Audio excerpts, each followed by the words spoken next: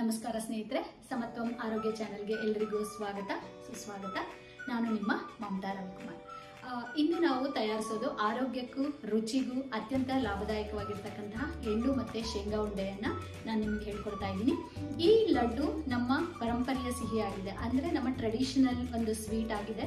So ಎಳ್ಳು ಮತ್ತು ಶೇಂಗಾದಲ್ಲಿರ್ತಕ್ಕಂತಹ calcium ಆಗಿರ್ಬೋದು, ಐರನ್ ಆಗಿರ್ಬೋದು, ಹಾಗೆ ಪ್ರೋಟೀನ್ ಆಗಿರ್ಬೋದು, ಹಾಗೆ ಗುಡ್ ಫ್ಯಾಟ್ ನಮ್ಮ ದೇಹಕ್ಕೆ ಶಕ್ತಿಯನ್ನು ನೀಡುವಂತಹ ಪದಾರ್ಥಗಳಾಗಿರುತ್ತೆ. ಎಸ್ಪೆಷಲಿ ಇನ್ನು ವಿಂಟರ್ನಲ್ಲಿ ಕೂಡ ಇದು ತುಂಬಾನೇ ಹೆಲ್ಪ್ ಮಾಡುತ್ತೆ. ದೇಹದ ಟೆಂಪರೇಚರ್ ಅನ್ನು ಕೂಡ ಇದು ಕಾಪಾಡುತ್ತೆ. ಹಾಗೆ ನಮ್ಮ ಮಸಲ್ಸ್ ಅನ್ನು ಕೂಡ ಗಟ್ಟಿ ಮಾಡುತ್ತೆ, ಯಾಕೆಂದ್ರೆ ಎಳ್ಳಿನಲ್ಲಿ ಅಷ್ಟು ಕ್ಯಾಲ್ಶಿಯಂ ಇರೋದ್ರಿಂದ. ಸೊ ಹಾಗೆ ಇದು ನಮ್ಮ ಇಮ್ಯುನಿಟಿ ಬೂಸ್ಟರ್ ಆಗಿಯೂ ಕೂಡ ಕೆಲಸವನ್ನ ಮಾಡುತ್ತೆ. ಸೊ ಯಾವುದೇ ಒಂದು ಕೃತಕ ಪದಾರ್ಥಗಳು ಇಲ್ಲದೆ ಮನೆಯಲ್ಲೇ ಇರ್ತಕ್ಕಂತಹ ಪದಾರ್ಥಗಳನ್ನು ಉಪಯೋಗಿಸಿ ಹೇಗೆ ಲಡ್ಡೂನ ಮಾಡೋದು ಅಂತ ಹೇಳಿ ನಾನು ನಿಮಗೆ ತಿಳಿಸ್ಕೊಡ್ತೀನಿ. ಬನ್ನಿ ನೋಡೋಣ.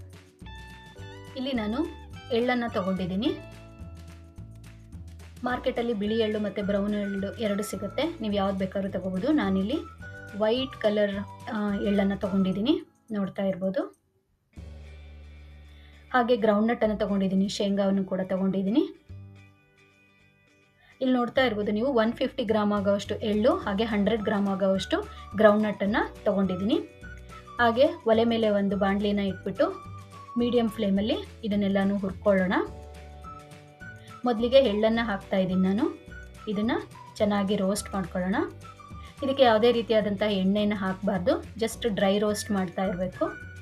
ಹಾಗೆಯೇ ಕೈಯಾಡಿಸ್ತಾನೆ ಇರಬೇಕು. ಇದನ್ನು ನೋಡಿ, ಈ ಥರ ನೋಡಿ, ಈ ಕನ್ಸಿಸ್ಟೆನ್ಸಿಗೆ ಬಂದಾಗ ಇದನ್ನು ನಾವು ಒಂದು ಪ್ಲೇಟ್ಗೆ ಎತ್ಕೋಬೇಕಾಗತ್ತೆ. ಸೊ ನೋಡ್ತಾ ಇರ್ಬೋದು, ಇಲ್ಲಿ ನಾನೊಂದು ಪ್ಲೇಟಿಗೆ ತೆಗಿತಾ ಇದ್ದೀನಿ. ಇದನ್ನು ಆರಲಿಕ್ಕೆ ಬಿಡೋಣ.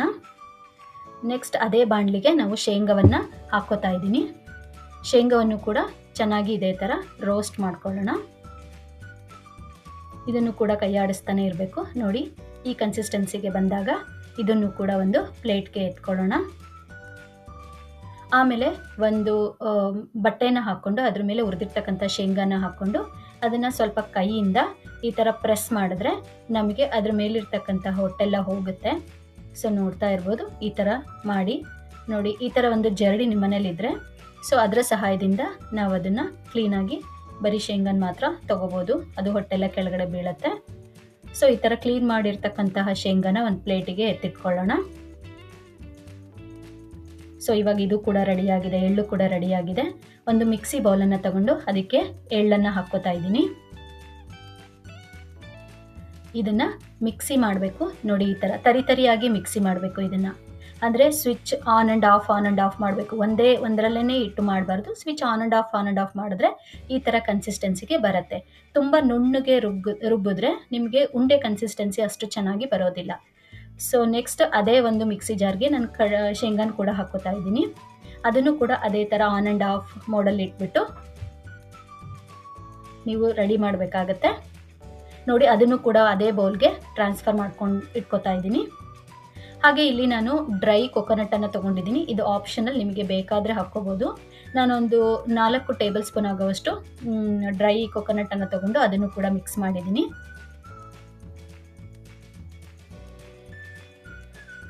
ಇದಕ್ಕೆ ಸ್ವಲ್ಪ ಇಲಾಚಿ ಪೌಡರನ್ನು ಹಾಕ್ತಾ ಇದ್ದೀನಿ. ಹಾಗೆ ಸ್ವಲ್ಪ ನಟ್ ಮೆಗ್ ಪೌಡರನ್ನು ಕೂಡ ಹಾಕ್ತಾ ಇದ್ದೀನಿ, ಅಂದರೆ ಜಾಕಾಯಿ ಪುಡಿನೂ ಕೂಡ ಸ್ವಲ್ಪ ಇಲ್ಲಿ ಅದಕ್ಕೆ ಮಿಶ್ರಣ ಮಾಡ್ತಾ ಇದ್ದೀನಿ. ಸೊ ಇದರಿಂದ ಕೂಡ ಟೇಸ್ಟ್ ಕೂಡ ತುಂಬ ಚೆನ್ನಾಗಿರುತ್ತೆ. ಸೊ ಇದೆಲ್ಲನೂ ಕೂಡ ಸರಿಯಾಗಿ ಮಿಕ್ಸ್ ಮಾಡ್ಕೊಳ್ಳಿ. ನೋಡ್ತಾ ಇರ್ಬೋದು, ಈ ಥರ ನೋಡಿ. ಈಗ ನಮ್ಮ ಮಿಶ್ರಣ ರೆಡಿಯಾಗಿದೆ. ಈಗ ನಾನು ಒಂದು 300 ಗ್ರಾಮ್ ಆಗೋವಷ್ಟು ಬೆಲ್ಲನ ತಗೊಂಡು ಅದನ್ನು ಒಂದು ಬಾಣಲೆಯಲ್ಲಿ ಸ್ವಲ್ಪ ಗೀಯನ್ನು ಹಾಕ್ಬಿಟ್ಟು ಆ 300 ಗ್ರಾಮ್ ಬೆಲ್ಲವನ್ನು ಕೂಡ ಹಾಕ್ತಾ ಇದ್ದೀನಿ. ನೋಡ್ತಾ ಇರ್ಬೋದು, ಈ ಥರ. ಇದಕ್ಕೆ ಒಂದು 3-4 ಟೇಬಲ್ ಸ್ಪೂನ್ ನೀರನ್ನು ಕೂಡ ಹಾಕ್ಕೊಂಡು ಚೆನ್ನಾಗಿ ಮಿಶ್ರಣ ಮಾಡ್ಕೋಬೇಕು.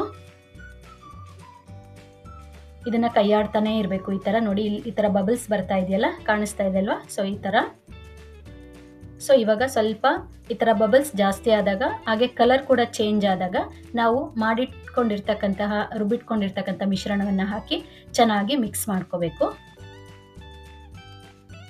ನೋಡ್ತಾ ಇರ್ಬೋದು, ಹೀಗೆ ಕೈ ಆಡಿಸ್ತಾನೆ ಇರಬೇಕಾಗತ್ತೆ. ನೋಡಿ ಈ ಕನ್ಸಿಸ್ಟೆನ್ಸಿಗೆ ಇದು ಕರೆಕ್ಟಾಗಿದೆ, ಉಂಡೆ ಕಟ್ಟಲಿಕ್ಕೆ ಕರೆಕ್ಟಾಗಿದೆ ಈ ಕನ್ಸಿಸ್ಟೆನ್ಸಿ. ಸೊ ಆಮೇಲೆ ಒಂದು ಬಟರ್ ಪೇಪರನ್ನು ತೊಗೊಂಡು ಅದ್ರ ಮೇಲೆ ತುಪ್ಪನ ಹಾಕ್ಕೋಬೋದು. ನಿಮ್ಮ ಹತ್ರ ಬಟರ್ ಪೇಪರ್ ಇಲ್ಲ ಅಂದರೆ ಯಾವುದಾದ್ರೂ ಪ್ಲೇಟನ್ನು ಸ್ವಲ್ಪ ತುಪ್ಪವನ್ನು ಸವರ್ಬಿಟ್ಟು ಅದ್ರ ಮೇಲೆ ಹಾಕ್ಕೋಬೇಕಾಗತ್ತೆ. ಸ್ವಲ್ಪ ಬಿಸಿ ಇರುತ್ತೆ, ಸ್ವಲ್ಪ ಹುಷಾರಾಗಿ ಇದನ್ನು ಇದು ಮಾಡ್ಕೋಬೇಕಾಗತ್ತೆ, ಒಟ್ಟುಗೂಡಿಸ್ಕೋಬೇಕಾಗತ್ತೆ.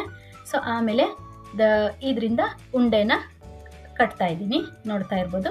ನೋಡಿ ಈ ಥರ ರುಚಿಕರವಾದಂತಹ ಲಡ್ಡು ತಯಾರಾಗುತ್ತೆ. ಇದು ಸವಿಲಿಕ್ಕೂ ಕೂಡ ಸಿದ್ಧವಾಗಿದೆ.